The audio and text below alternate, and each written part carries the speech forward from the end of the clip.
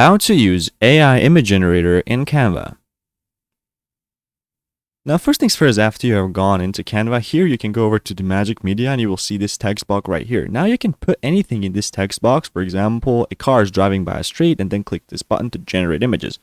It might take a while depending on how good your internet connection is as well as your computer, but after a while you should end up with images of your desired topic. In my case, it should be cars driving by the street, and as you can see, yes, I have that.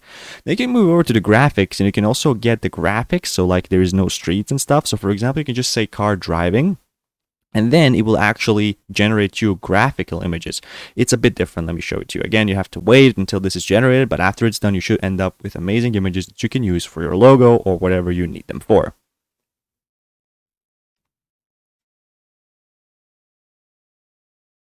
And as you can see, we already have some images. For example, there is a car, and it absolutely looks amazing. Now you can drag these images into your scene or into your design, and they can look like this. Pretty cool.